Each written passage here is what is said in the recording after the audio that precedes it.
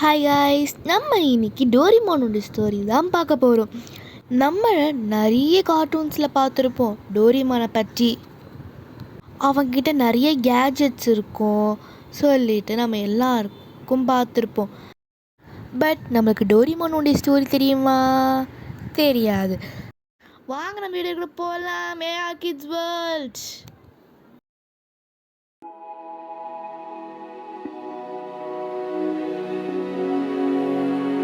ஜப்பானில் உருவாகின கார்ட்டூன் தான் டோரிமான்.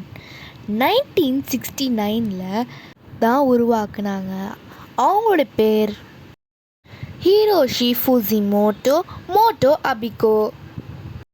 இவங்க ரெண்டு பேருமே 1969 ஃபர்ஸ்ட் சீசன் வந்துச்சு.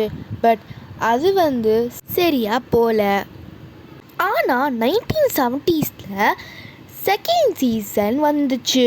பயங்கரமாக ஹிட் ஆகிடுச்சு. வேறு லெவலில் ஃபேமஸ் ஆகிடுச்சுன்னா சொல்லிக்கலாமே. அந்த அளவுக்கு ஃபேமஸாக இருந்துச்சு. 26 வாரங்களுக்கு மேலே அது மேகசினாக போயிருந்துச்சு.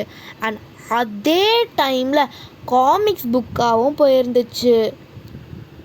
ஒரு 2 வருஷம் கழித்து பார்த்தா 250 மில்லியன் காப்பீஸ் விற்றுருக்கு. பா, எவ்வளோ காப்பீஸ் விற்றுருக்கு பார்த்துக்கோங்களேன்.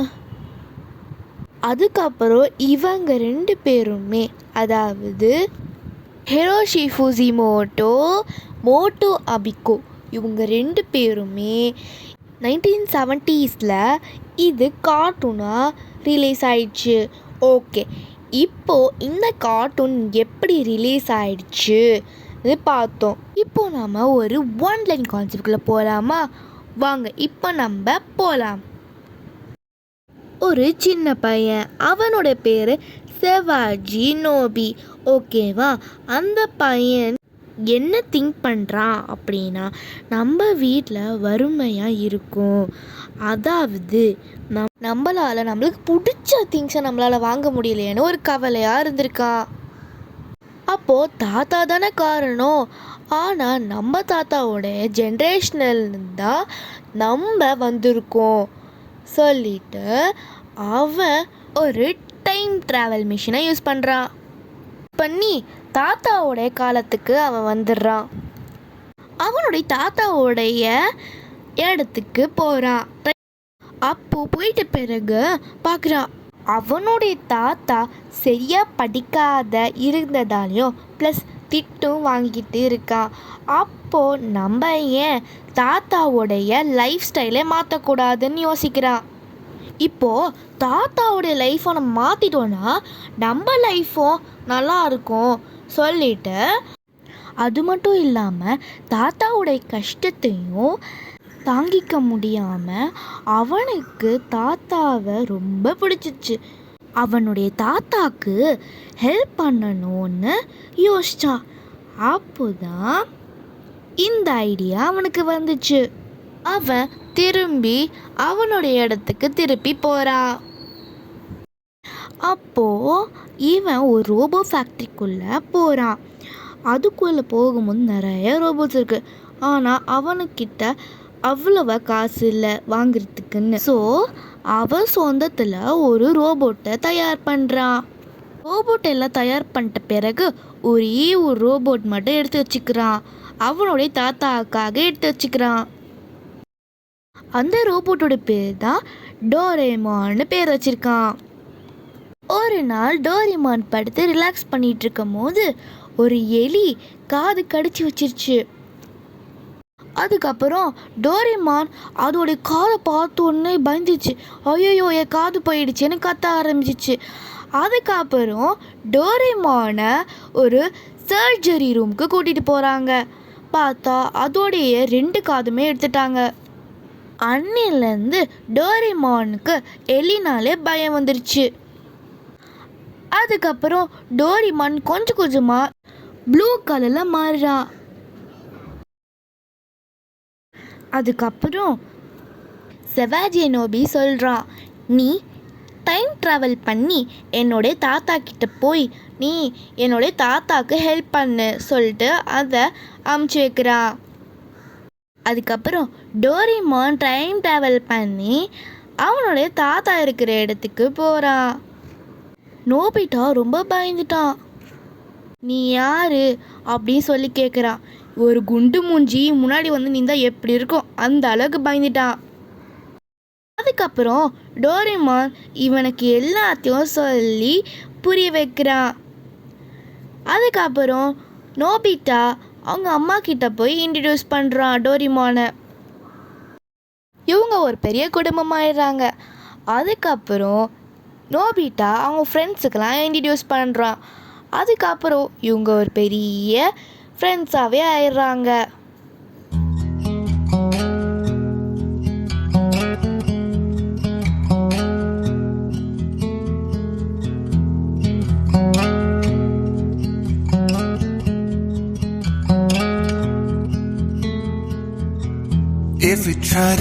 இப்போ இதுலயே இன்னொரு ஸ்டோரியும் நம்ம சொல்ல போறோம். ஜப்பான்ல ஒரு பையன் இருக்கான். அவன் பேர் தான் நோபிட்டா. கிளாஸ்லேயே படிக்க மாட்டான். அவன் சரியாக படிக்காததால் அவனுக்கு சரியாக ஃப்ரெண்ட்ஸே கிடையாது. நைட்டானால் நல்லா தூங்குவான். காலையில் ரொம்ப லேட்டாக எழுந்திப்பான். ஸ்கூலில் எல்லாருமே அவனை திட்டுவாங்க. வீட்டுக்கு வந்தவனும் திட்டு விழும். ஃப்ரெண்ட்ஸும் அடித்து கிண்டல் பண்ணுவாங்க சோடா புட்டின்னு. இவன் டிப்ரெஷனுக்கு ஆளாயிடுறான். இவனுக்குன்னு ஃப்ரெண்ட்ஸ் யாருமே இல்லை.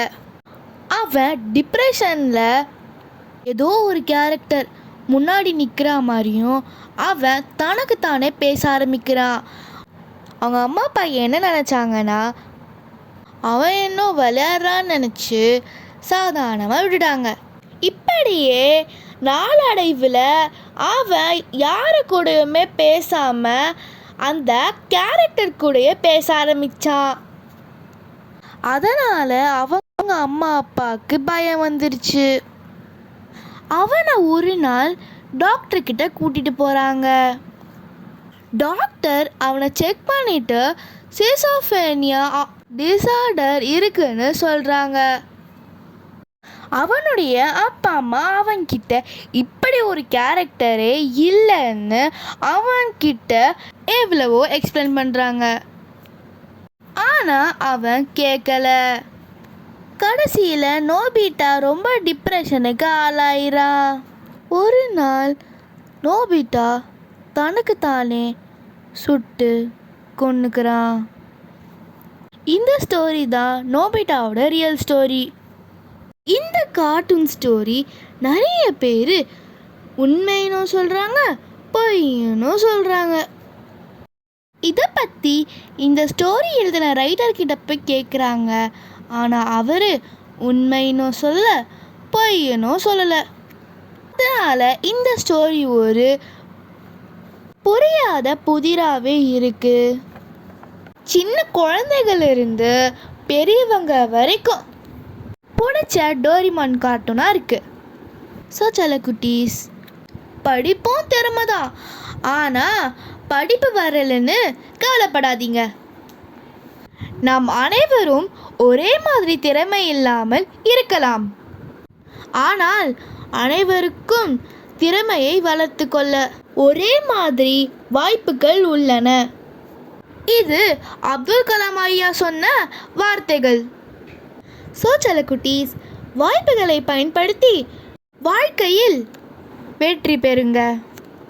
Like, share and subscribe and மறக்காமல் பெல் ஐக்கான் பட்டனில் கிளிக் பண்ணி வச்சுக்கோங்க. அப்போ தான் நம்ம போகிற வீடியோஸ் உடனே வரும்.